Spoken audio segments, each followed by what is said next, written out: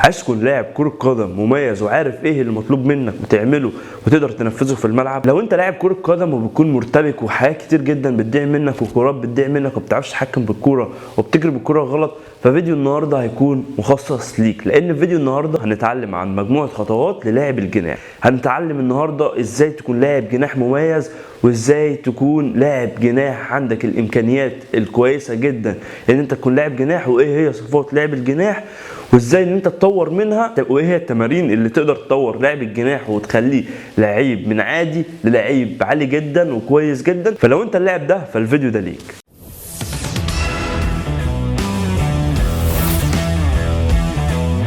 السلام عليكم، انا احمد سيد مدرب كرة قدم ومطور اداء للاعبين. فجبت لكم النهارده عن كيفية انك تكون لاعب جناح جيد. حط تحت جيد دي خط، لان في لاعبين جناح كتير جدا في كل الانديه، يعني لاعبين جناح كتير جدا، بس تفرق عن لاعب الجناح العادي ولاعب الجناح الجيد حاجات كتير جدا. فده اللي هنعرفه النهارده، ولازم نركز كويس جدا في كل نقطه هنقولها، عشان لو ركزنا فيها كويس جدا هنقدر نعلي نفسنا كويس جدا جدا جدا. اول حاجه وهي تحسين سرعتك. لازم يتمتع لاعب الجناح بسرعته القويه جدا جدا، لان سرعته هي اللي هتاثر فيه بدنيا وهتاثر فيه في حاجات كتير جدا. لاعب الجناح الجيد لازم يكون سريع جدا، مش سريع بس، لازم يكون عنده انطلاقات تعدي اي باك، لازم يكون عنده انطلاقات سريعه جدا، لان ده اللي بيميز لاعب الجناح عن اللاعب الثاني في مراوغاته وحاجاته كتير. لما يجي يرقص او يجي يعدي من لاعب لازم يكون عنده السرعه كويسه جدا. تمارين السرعه دي لازم يكتسبها بمجموعه تمارين الرشاقه، تمارين السلم، تمارين الدريبل بالرجل، تمارين حركه الرجل، سرعه الرجل في الارض، مجموعه حاجات كتير جدا هتقدر ان هي تخليك لاعب سريع.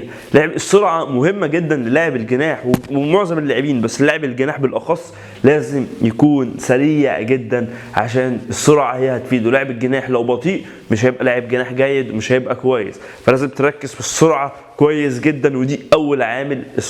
السرعه قبل اي حاجه في لاعب الجناح، لان هو اللي بيقدر يجري من الخط للخط، هو اللي بيبقى معاه الطرف كله، فهو بيقدر يجري من ورا لقدام. فعامل السرعه كويس جدا، زائد ان هي السرعه هتقوي له البدنيه عنده وتخليه نفسه طويل جدا في الملعب. لو انت بتشوف ميسي او رونالدو، دول لاعبين جناح اللي هم لاعبين اطراف، شوفهم عاملين ايه في السرعه، شوفهم عندهم سرعه وانطلاقه خياليه وانطلاقه سريعه جدا. فدي حاجه مهمه جدا. طبعا عندهم حاجات كتير جدا غير السرعه، بس انا بتكلم دلوقتي في اول خطوه وهي السرعه. حاجات كتير جدا تقدر تعملها برضو. لو انت الموضوع صعب في التمارين، تمارين سهله جدا هتخلي حد يمسكك، يعني ممكن تعملها في البيت، حاجات تقدر تعملها في البيت سهل عليك السرعه وتخليك برضو رشيق في البيت. يعني ممكن حاجات في البيت غير التمارين اللي اقول لكم عليها، اللي هي التمارين اللي تقدر تعملها في الملعب، ان حد يمسكك من جسمك وتحاول ان انت تجري، تعمل سرعه على الارض، يمسكك يشدك وانت بتجري. الحاجات دي هتقوي عندك السرعه وتقوي عندك حركه رجلك تخليها سريعه. تعملها يوميا 5 دقائق هتشوف فرق في التطور في السرعه. ولازم تتعود في التمارين ان انت تجري مسافات كبيره، يعني ممكن تتمرن الحاجات دي لوحدك، اللي هو دلوقتي مثلا هتاخد مثلا اول حاجه 10 متر، بعد كده 20 متر، بعد كده 30 متر، وتفضل تزود سبرنت وترجع بالراحه، سبرنت وترجع بالراحه، تاخدها واحده واحده لحد ما تلاقيها معاك. بعد كده الموضوع سهل جدا وتلاقي نفسك سريع، وتلاقي نفسك اصلا الموضوع ده معاك سهل، بس مع الممارسه ومع التمرين الموضوع هيتحسن معاك بنسبه كويسه جدا جدا جدا. بصوا، احنا دلوقتي زي ما قلت لكم احنا ناخد الخطوات واحده واحده ونحاول نفهمهم ونركز فيهم. تاني حاجه وهي تحسين القدره التحمليه، اللي هي اللياقه البدنيه بمعنى اصح، اللي انت يكون عندك قدره تحمليه ان انت تستحمل 90 دقيقه في الملعب، ان انت ما تكونش تعبان. زي ما قلت لكم السرعه مع اللياقه البدنيه، تمام، الاثنين دول مهمين جدا. بعد كده ندخل بقى في الحاجات اللي بعد كده. القدره التحمليه ان انت تقدر تستحمل 90 دقيقه من غير تعب. لازم تيجي على نفسك عشان خاطر تقدر تأدي في الملعب 90 دقيقه. ازاي كل ده؟ هتعمل الكلام ده ازاي؟ الكلام ده تعمله بتمرينات. الكلام ده انت مش تعمله منك لنفسك كده، تمرينات لياقه بدنيه، تتمرن على اللياقه البدنيه كويس جدا، تطور فيها كويس جدا، تحاول ان انت تكثف فيها. يعني لو انت بتستخدمها مثلا مره في الاسبوع، تستخدمها مرتين 3 في الاسبوع، لحد تستخدمها مرتين في الاسبوع. بعد كده المره اللي بعد كده تستخدم 3 ايام لياقه بدنيه في الاسبوع. لو انت نفسك ضعيف، لو انت ما بتستحملش لكن لو انت بتستحمل عادي، انت بتاخد يوم بس، يوم بكثافه، وبتزود عليها اليوم التاني بكثافه، وبتاخد 4 ايام التانيين اللي هو تمارين مثلا بالكوره، تمرين مثلا الشوط، مجموعه تمارين تانية. احنا دلوقتي مش بنتكلم في كده، احنا بناخد دلوقتي الكوره التحمليه اللي هي مجموعه التمارين اللي هقول لكم عليها دلوقتي. ماشي، هتعمل بقى الكلام ده ازاي؟ هتعمل الحاجات دي بمجموعه تمارين اللياقه، مليانه اليوتيوب ومليانه النت تمارين اللياقه. تمارين اللياقه دي انت ممكن اصلا تستخدمها حاجات في البيت برضو زي ما بقول لكم، مجموعه حاجات كتير جدا تقدر تعملها، بس ركز في الحاجات اللي بقول لك عليها في العناوين دي، وركز انك تعملها كويس جدا. على الاقل لو انت حاسس ان الموضوع صعب معاك، ممكن في البيت 10 دقايق 10 دقايق يوميا، مش تاخد منك حاجه. ال10 دقايق دول اقسم بالله ما هتاخد منك اي حاجه، ان انت تقعد ال10 دقايق دول تعملهم في اليوم، وتزود كل اسبوع ربع ساعه، زائد في الصيف انك تقدر انك تنزل البسين او حمام السباحه او المسبح، تقدر انك تعوم. الحاجات دي برضو بتقوي العضله وبتقوي اللياقه البدنيه، الحاجات دي برضو حلوه، يعني كل العوامل دي مفيده جدا. ندخل على ثالث حاجه وهي الرشاقه او المرونه، مرونه الجسم، ان انت ما تبقاش تقيل، ان انت تبقى خفيف. الحاجات دي بتكون حلوه جدا. لاعب الجناح اللي هو لازم يكون خفيف، يكون رشيق، يقدر ان هو يتحرك من هنا لهنا، اللي هو بيروح ويجي يراوغ، الكلام ده مفيد جدا. ماشي، زائد ان انت تتعلم المهارات، بس دي خطوه برضه هناخدها بعد كده، ان انت تكون رشيق وتكون مرن، دي مفيده جدا للاعب. المرونه هي اللي هتخليك اصلا جسمك يبقى سهل جدا في الحركه، ويخليك تعمل المهارات بسهوله. يعني دي هتسهل عليك حاجات كتير جدا ان انت تبقى رشيق ومرن.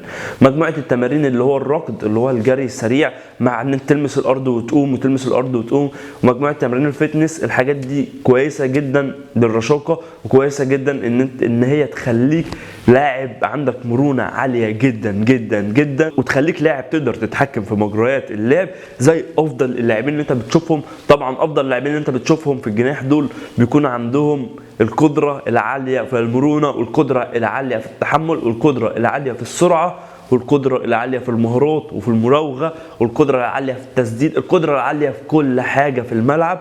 اللعيبه الكبيره طالما عندهم الحاجات دي، يبقى انت كمان تقدر يكون عندك الكلام ده. وزي ما بقول لكم ان انتوا بني ادمين وهم كمان بني ادمين، هم جم على نفسهم، فانت لازم تيجي على نفسك وتتمرن بكثافه وتتمرن كويس جدا عشان خاطر توصل للهدف اللي انت عايزه. لو انت عايز توصل للهدف ده وتكون لعيب كوره كويس جدا. المهارات، لازما لاعب الجناح يمتاز بالمهارات.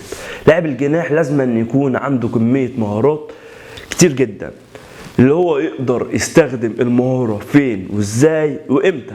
كل مهارة بتتعمل في مكان معين. لازم يكون على الأقل لاعب الجناح حافظ أكتر من 10 مهارات يقدر يستخدمهم في أي مكان في الملعب، في الحتة اللي بيجيله فيها، سواء في الضغط، سواء لما يكون مرتاح، سواء لما يكون الخصم مندفع عليه، سواء لما يكون الخصم في حالة السكون وحالة الهدوء وهو يكون مثلا الخصم هادي معاه، سواء لما يكون الخصم يكون مثلا منفعل وغشيم.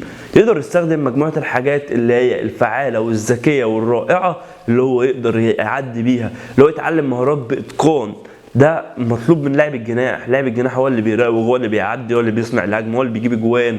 لاعب الجناح ده يعني من الحاجات المميزة جدا. يعني لاعب الجناح ده هو اصلا اللاعب المفروض بيطلع النجومية بتاعت الفريق كله. لاعب الجناح لو فريق من غير جناح كويس، الفريق ده هيضيع. فلاعب الجناح ده لازم يكون ممتاز بكل حاجة يا جماعة في الملعب، سرعة، لياقة، رشاقة، مهارته دي لازم تكون كويسة جدا جدا جدا جدا. يتعلم مجموعة مهارات كتير جدا عشان يقدر يعدي بيها ويقدر يمتاز بيها، سواء هو 1 على 1 زي ما بقول لكم، او كل الحاجات اللي قلناها قبل كده.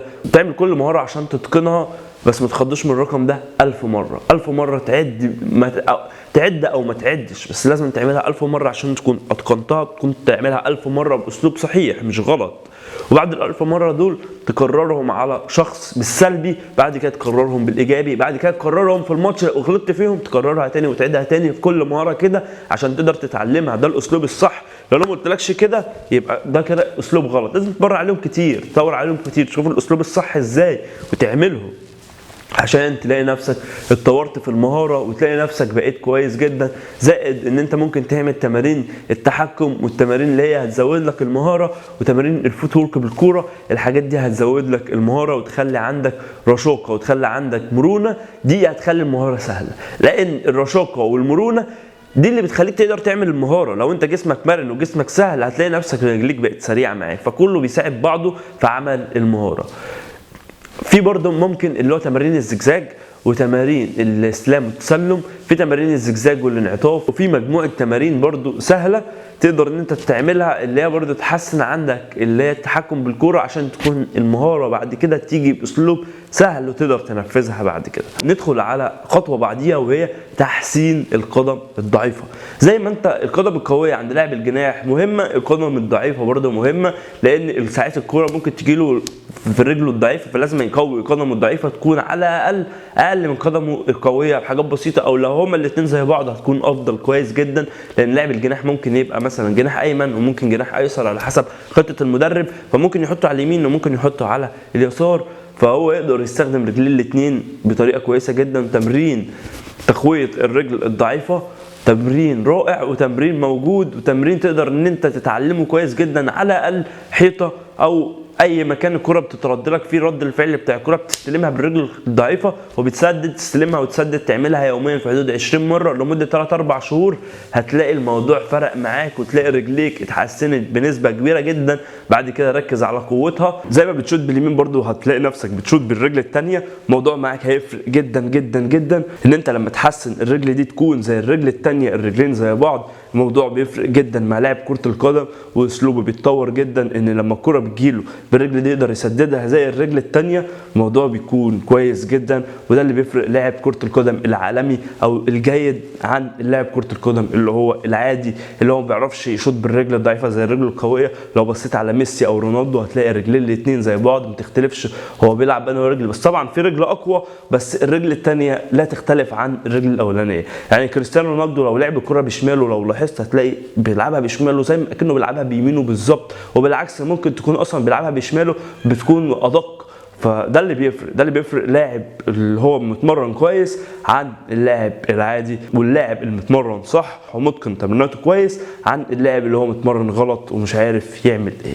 وبكده هتكون خلص حلقتنا، ولو استفدت مني ولو بنسبه بسيطه جدا اعمل لايك وسبسكرايب. وانا عارف ان ناس كتير دلوقتي بتتفرج عليا ان شاء الله اشوفهم نجوم، وواثق ان في لعيب او 2 أو 3 او مجموعه من اللعيبه من اللي بتشوفني دلوقتي اشوفهم نجوم كبار جدا، وبكره يقولوا لي ان انا استفدت منك ولو بمعلومه بسيطه جدا. وبكده خلص حلقتنا.